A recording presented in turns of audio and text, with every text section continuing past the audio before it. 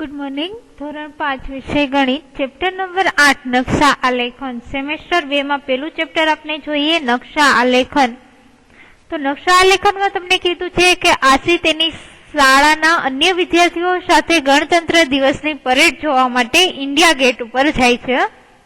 જ્યારે તેઓ આરામથી બેસી રહ્યા હતા ત્યારે તેમણે લાઉડ સ્પીકર પરથી ઇન્ડિયા ગેટ વિશે સાંભળે છે કે ઇન્ડિયા ગેટ વિશે બધું સાંભળે છે કે રાષ્ટ્રપતિ ભવનની જમણી બાજુ ઇન્ડિયા ગેટ છે. રાષ્ટ્રપતિ ભવનની કઈ બાજુ આવશે તો કે જમણી બાજુ, જેને પ્રથમ વિશ્વ યુદ્ધમાં શહીદ થયેલા સૈનિકોની યાદમાં બનાવવામાં આવેલું છે.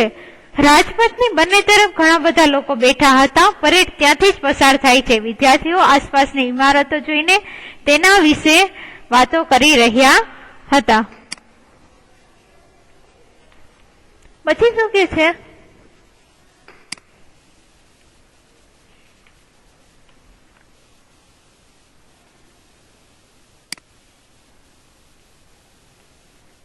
તો એક છોકરો હોય છે, એમ કે છે કે સાહેબે કહ્યું હતું કે ઇન્ડિયા ગેટ બરાબર સામે રાષ્ટ્રપતિ ભવન છે. આથી આપણી જમણી તરફ દેખાતી છેલ્લી ઇમારત શું હશે?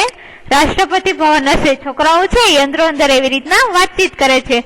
તો બીજો છોકરો એમ કે છે કે જો અદિતિ પેલો જ ઇન્ડિયા ગેટ હશે. આંગળી ચીંધી અને બતાવે છે કે જો અદિતિ ઓલો દેખાય છે એ જ ઇન્ડિયા ગેટ હશે.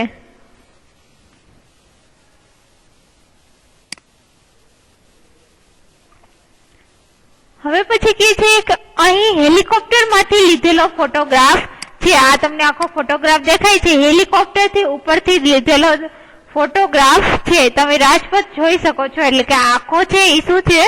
રાજપથ છે, જે રાષ્ટ્રપતિ ભવન તથા ઇન્ડિયા ગેટ ને જોડે છે. અહીંયા રાષ્ટ્રપતિ ભવન અને ઇન્ડિયા ગેટ બંનેને જોડે છે. એ આખો શું કહેવાશે તો કે રાજપથ કહેવાશે. અદિતિ રાજપથ પર જ્યાં બેઠી હોય તે જગ્યાઓ ઉપર નિશાની કરો. એટલે કે જ્યાં અદિતિ બેઠી છે ત્યાં આપણે નિશાની કરવાનું છે કે અહીંયા રાજપથ છે, ત્યાં અદિતિ બેઠેલી છે. બાજુમાં નકશો એક જોઈએ તો ઇન્ડિયા ગેટ નો નકશો છે એના માર્ગના નામ લખી અને તમને બાજુમાં નકશો બતાવેલો છે. અહીંથી બાજુમાં નકશો દેખાય છે, નકશો 1 ઈ બતાવેલો છે. હવે ફોટો તથા નકશાને સાંકળો. શું તમે શહેરનો નકશો જોયો છે તો કે હા, આપને જોયો છે. પછી શું કહે છે કે નકશા 1 ને જુઓ, એટલે કે બાજુમાં જે નકશો આપેલો છે એને જુઓ અને તેને ફોટા સાથે સાંકળી ઇન્ડિયા ગેટ ક્યાં છે તે બતાવો. નકશા ઉપર તેનું આલેખન કરો કે ઇન્ડિયા ગેટ ક્યાં આવેલો છે એ આપણે બતાવવાનું છે. તો આ જે તમને દેખાય છે એ શું છે તો કે ઇન્ડિયા ગેટ. તમારે તમારી ટેક્સ્ટ બુકમાં દર્શાવવાનું રહેશે. ઇન્ડિયા ગેટ છે. બીજો પ્રશ્ન છે કે નકશાના આ ભાગમાં કેટલા રસ્તાઓ બતાવેલ છે? આ રસ્તાઓને ફોટામાં શોધી કાઢો. તો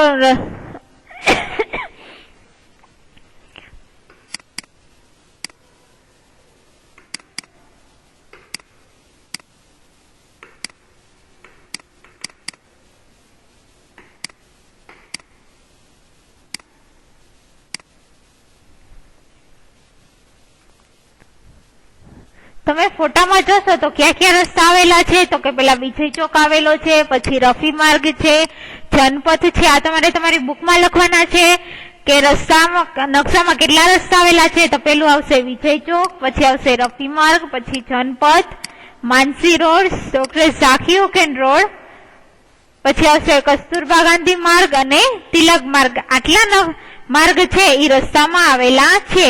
ત્રીજો પ્રશ્ન જોશો કે રાષ્ટ્રપતિ ભવનથી ઇન્ડિયા ગેટ સુધીમાં પસાર કરવામાં આવતા રસ્તાના નામ લખો. રાષ્ટ્રપતિ ભવનથી ઇન્ડિયા ગેટ સુધીમાં પસાર કરવામાં આવતા રસ્તાના નામ લખો. તો ફરીથી એ જ આવશે કે અહીંયા રાષ્ટ્રપતિ ભવન આપેલું છે અને આપણે જવાનું ક્યાં છે તો કે ઇન્ડિયા ગેટ. આ છે એ ઇન્ડિયા ગેટ છે. આ કયો છે? India Gate. આપણે પેલા જ પ્રશ્નમાં જ કીધું. તો રાષ્ટ્રપતિ ભવન થી ઇન્ડિયા ગેટ સુધી ક્યાં ક્યાં આવશે તો કે વિજય ચોક, રફી માર્ગ, જનપથ અને માનસી રોડ. એટલા ક્યાં આવશે રાષ્ટ્રપતિ ભવન થી ઇન્ડિયા ગેટ સુધીમાં. પછી કીધું છે કે આપણે ત્રીજો પ્રશ્ન જોઈએ, રાષ્ટ્રપતિ ભવન થી ઇન્ડિયા ગેટ સુધીના રસ્તાના નામ. ચોથો પ્રશ્ન છે કે નકશા 1 માં નેશનલ સ્ટેડિયમ શોધી કાઢો. શું તમને ફોટામાં દેખાય છે? તો કે નેશનલ સ્ટેડિયમ તમારે જોવાનું છે. દેખાય છે? તો કે સૌથી નીચે છે એ નેશનલ સ્ટેડિયમ આવેલું છે. એના પછી જોઈએ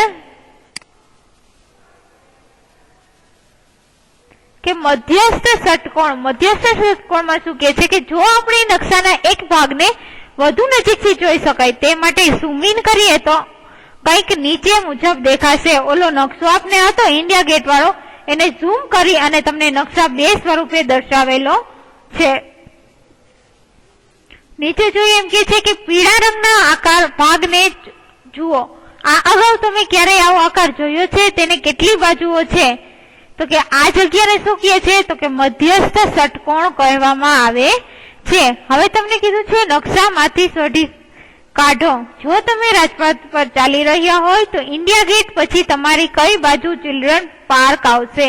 તો કે કઈ બાજુ આવશે? ઇન્ડિયા ગેટ પછી આ ઇન્ડિયા ગેટ છે ને ચિલ્ડ્રન પાર્ક છે, તો કઈ બાજુ તમારી થશે? તો કે જમણી બાજુ ચિલ્ડ્રન પાર્ક આવશે. બીજો પ્રશ્ન છે નીચે આપેલ રસ્તાઓમાંથી કઈ જોડી સૌથી મોટો ખૂણો બનાવે છે? તો એમાં એ છે માનસી રોડ અને શાહજહાં રોડ,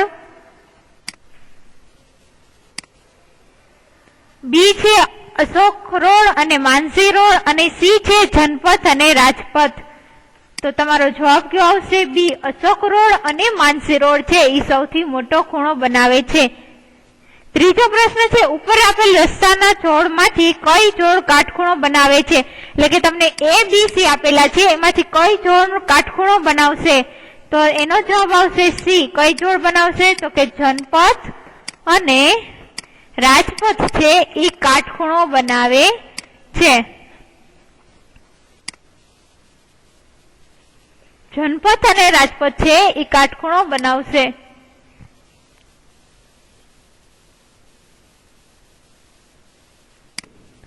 કાટખૂણો એટલે શું? તો આપણે નકશામાં જોઈએ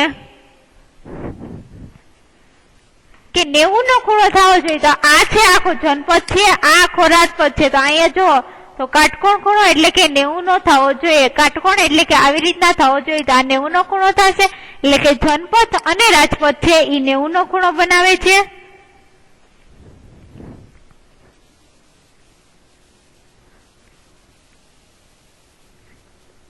અને ઇન્ડિયા ગેટ થી આપણે કીધું હતું બીજા પ્રશ્નમાં કે મોટો ખૂણો કોણ બનાવે છે? તો કે અશોક રોડ અને માનસી રોડ. તો આ ખૂણો જોશો તો આ ખૂણો સૌથી મોટો ખૂણો થશે.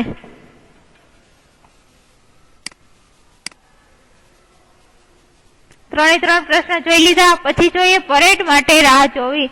તો પરેડ માટે રાહ જોઈ રહ્યા હતા ત્યારે કાચા અને તેના અમુક મિત્રો પરેડ ક્યાં પૂરી થશે તે વિચારી રહ્યા હતા. તો ઉભા ઉભા વિચારતા હતા કે હવે આ પરેડ કેટલી લાંબી હશે ને ક્યાં પૂરી થશે. કાચા પાસે સમાચાર પત્ર હતું જેમાં પરેડનો નકશો દર્શાવેલો હતો અથવા તો રસ્તો દર્શાવેલો હતો. તો રસ્તો શું છે? તો કે વિજય ચોક, રાજપથ, ઇન્ડિયા ગેટ, તિલક માર્ગ, બીએસસી ઝફર માર્ગ, સુભાષ માર્ગ અને લાલ કિલ્લો. નકશા નંબર 3 છે એમાં તમને આ આખો નકશો બતાવેલો છે કે ક્યાં સુધી પરેડ જશે અને ક્યાં ઊભી રહેશે. હવે જોઈએ કે વિદ્યાર્થીઓ કે છે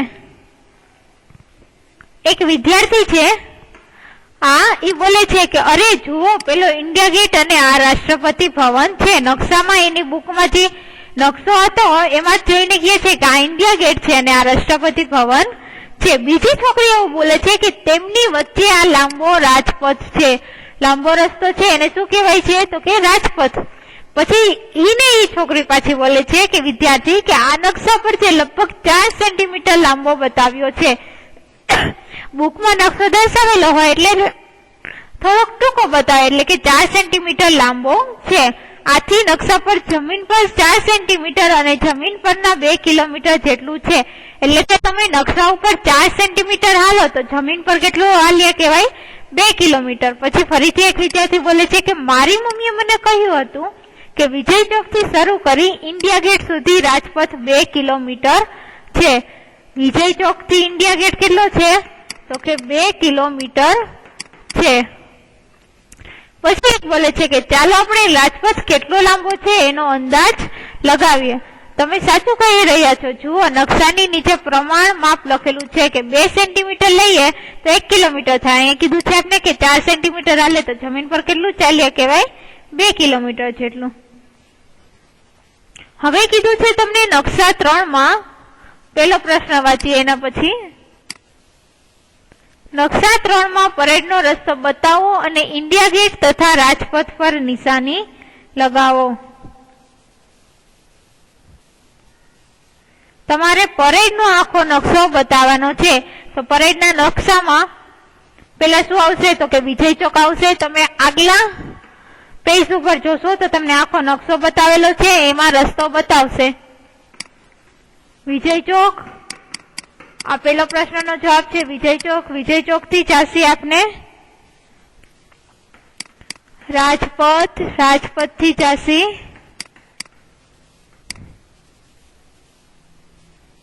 ઇન્ડિયા ગેટ,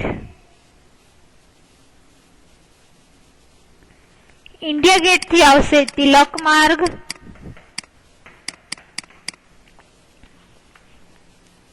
આ તમે પેજ નંબર પાઠ્યપુસ્તકમાં 115 પેજ ઉપર જોશો એટલે આખો માર્ગ તમને બતાવેલો છે.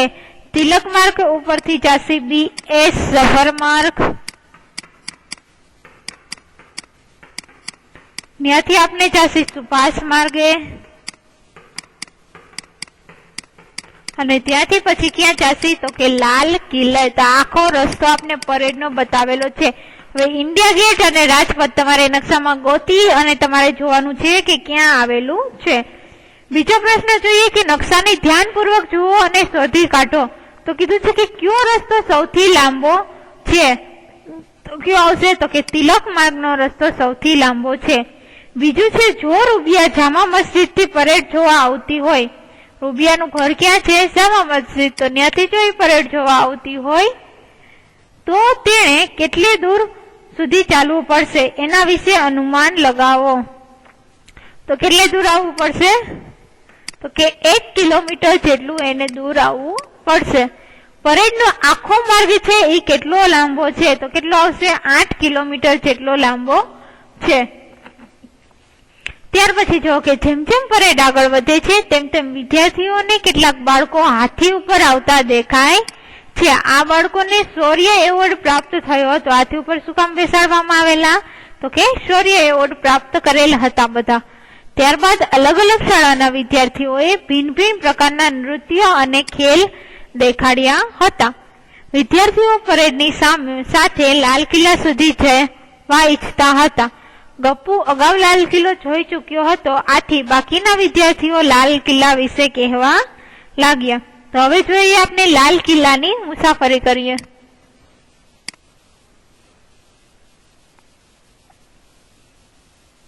બાજુમાં તમને જે ચિત્ર આપેલું છે એ લાલ કિલ્લાનું ચિત્ર છે. જ્યારે અમે લાલ કિલ્લે પહોંચ્યા ત્યાં ટિકિટ લેવા માટે શું હતી? લાંબી લાઈન હતી. લાલ કિલ્લાના મુખ્ય દ્વારને શું કહેવામાં આવે છે તો કે લાહોરી ગેટ કહેવામાં આવે છે. અહીંયા તમને લાહોરી ગેટ, આજ લાલ કિલ્લો છે એમાં લાહોરી ગેટ દર્શાવવામાં આવેલો છે. લાલ કિલ્લાના મુખ્ય દ્વારને લાહોરી ગેટ કહે છે. તેની અંદર પ્રવેશીને અમે ડાબી બાજુ એક લાંબા પરિસરમાં પહોંચ્યા કે જ્યાં બંને બાજુ નાની નાની શું હતી? દુકાનો હતી. આ સ્થળને મીના બજાર કહે છે. તો તમને અહીંયા બાજુમાં બીજું ચિત્ર આપેલું છે કે જ્યાં બંને બાજુ દુકાનો દર્શાવવામાં આવેલી છે તો એ મીના બજાર છે. ત્યાંથી મેં મારી બહેન માટે બંગડીઓ ખરીદી. તમે બાજુના ચિત્રમાં લાલ કિલ્લો, મીના બજાર, લાહોરી ગેટ એ બધાના ચિત્ર આપેલા છે. નીચે તમે જોઈ શકો છો કે લાલ કિલ્લો છે એનું આખું ચિત્ર તમને આપેલું છે. કે અહીંયા મોતી મસ્જિદ છે, હમામ છે, આ ભાગ છે એ આરામગૃહનો છે, અહીંયા રંગમહેલ છે, પાછો મોતી મહેલ આવેલો છે. આ દક્ષિણ બાજુ થશે, ઉત્તર બાજુ પછી અહીંયા દીવાને આમ છે, નક્કારખાના છે અને અહીંયા મીના બજાર છે. આપણે હમણાં જોયું કે આ પ્રવેશ દ્વાર દર્શાવી અને લાંબી કતારો છે દુકાનની એને મીના બજાર કહે છે. તો આ મીના બજાર છે.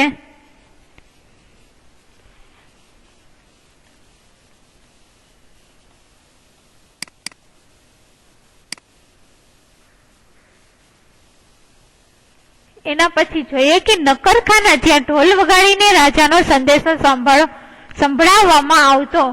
બાજુમાં નકરખાનાનું ચિત્ર છે. તો એ શું કે છે કે નકરખાના શું હતું, તો કે ત્યાં પેલાના સમયમાં મોબાઈલ હતા નહીં, તો ત્યાં ઢોલ વગાડી અને જે રાજાનો સંદેશો હોય એ બધા પ્રજાને સંભળાવવામાં આવતો. ત્યાંથી સીધા નકરખાના જઈએ. નકરખાના થઈને તમે દીવાને આમમાં પહોંચી જાઓ. નકરખાનામાંથી જશો એટલે ક્યાં પહોંચશો, તો કે દીવાને આમમાં. રાજા આ જગ્યાઓનો પોતાની પ્રજાને મળવા માટે ઉપયોગ કરતા હતા. દીવાને આમ છે, ત્યાં બધા પ્રજાજનો આવે અને કોઈ પ્રોબ્લેમ હોય તો રાજાને કહેતા અને ત્યાં રાજા બધા પ્રજાને મળતા. દીવાને આમથી પછી આપણે સીધા આગળ જઈએ તો ત્યાં રંગ મહેલ જોયો. તે ખૂબ જ સુંદર ઇમારત છે. કઈ, તો કે રંગ મહેલ.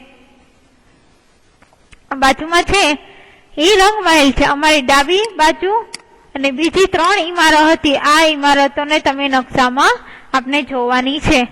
પછી જોઈએ કે અમે રંગ મહેલ થી પાછા આગળ ડાબી તરફ વધીએ એટલે દીવાને ખાસ છે. પેલા દીવાને આમ આવશે, પછી દીવાને ખાસ પહોંચે, જ્યાં રાજાઓ પોતાના મંત્રીઓ અને અન્ય અગત્યના ખાસ માણસોને મળતા હતા. કે રાજ્યની કોઈ વહીવટની કામગીરી હોય કે એવું કઈ ખાસ કામ હોય તો એ ક્યાં મળતા હતા, દીવાને ખાસમાં.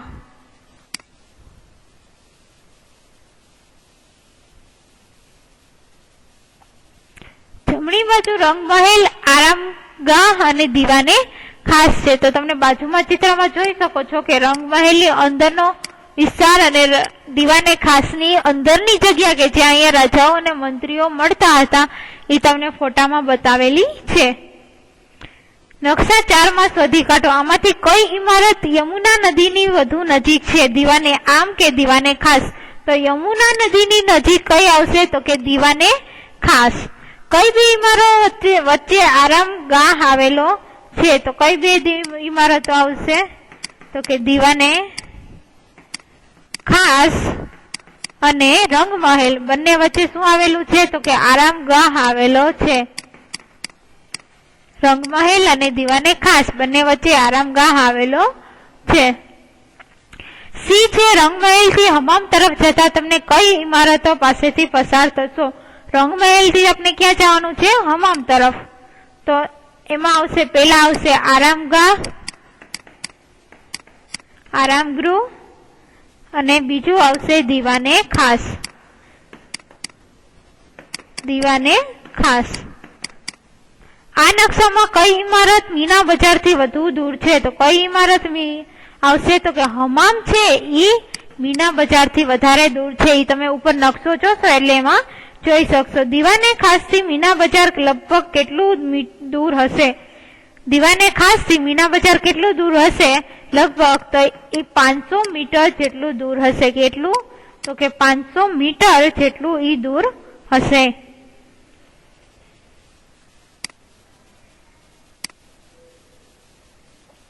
હવે જો મોટું બનાવો, નાનું બનાવો. અહીંયા 1 સેન્ટીમીટર માપવાળી ચોરસ જાળી પર કેટલાક ચિત્રો દોરેલા છે. આ ચિત્રોને 2 સેમી તથા અડધી સેમી માપવાળી જાળી પર દોરો અને અહીં એક ચિત્ર બનાવો. તો તમે બાજુમાં જોઈ શકો છો કે આ મોટું ચિત્ર તમને આપેલું છે. હવે તમારે આ એક્ટિવિટી છે એ ઘરે કરવાની છે. તો શું કરવાનું છે? આ ચિત્ર છે એ તમારે અહીંયા નાના અને મોટામાં દોરવાનું રહેશે. તો કેવી રીતના? અહીંયા ધારો કે આ 2 ખાનામાં લીધું છે તો તમે આ 2 ખાનામાં જ લેશો, પણ અહીંયા નાનું બનશે, અહીંયા ખાના મોટા છે એટલે ચિત્ર મોટું બનશે. તો આ ચિત્રમાં જોઈ અને જેટલા ખાના લીધે જાય એટલા જ ખાના તમારે નીચે નાના અને મોટા ખાના છે એમાં તમારી બુકમાં, ટેક્સ્ટ બુકમાં દોરવાના રહેશે. એમાં નીચે છે કે ચોરસની બાજુનું માપ બમણું કરવામાં આવે તો તેનું ક્ષેત્રફળ શું બમણું થશે? તો શું થશે કે ના, ક્ષેત્રફળ બમણું નહીં થાય, પણ ક્ષેત્રફળ કેટલું થશે?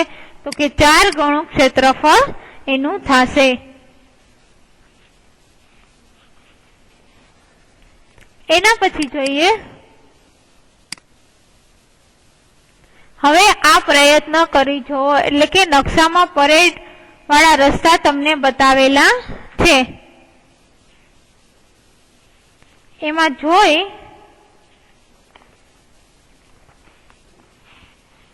અને તમારે કરવાનું છે કે પછી પરેડનો નકશો બતાવેલો છે અહીંયા. ઈ નકશો તમારે નીચે દોરી અને બતાવવાનો છે. આના પ્રશ્ન જવાબ છે કે શું પરેડ તમે નકશાના આ ભાગને ઓળખી શકો છો? તો આપને નકશો જોયો છે તો કે હા. પછી કહે છે કે 2 સેમીની જાળી પર મોટો કરવાનો પ્રયત્ન કરો. એટલે કે આ નાનો છે ને ચિત્ર નકશો એ તમારે 2 સેન્ટીમીટરમાં મોટો દોરવાનો છે. ઉપર દોરેલો છે એમ જ દોરવાનો છે, પણ નીચે ખાના મોટા છે એટલે નકશો મોટો થશે. ત્રીજું, જો આપણે પરેડના રસ્તાને નકશામાં નાનો બતાવીએ અને ઇન્ડિયા ગેટ તથા વિજય ચોક વચ્ચેનું અંતર 2 સેન્ટીમીટર બનાવીએ તો પ્રમાણ માપ શું હશે? તો જમીન પર પ્રમાણ માપ શું હશે? તો કે 1 કિમી જમીન પર પ્રમાણ માપ બનશે. અહીંયા સુધી રાખીએ. બાકીનું છે એ આપણે આવતા લેક્ચરમાં જોઈશું. Thank you.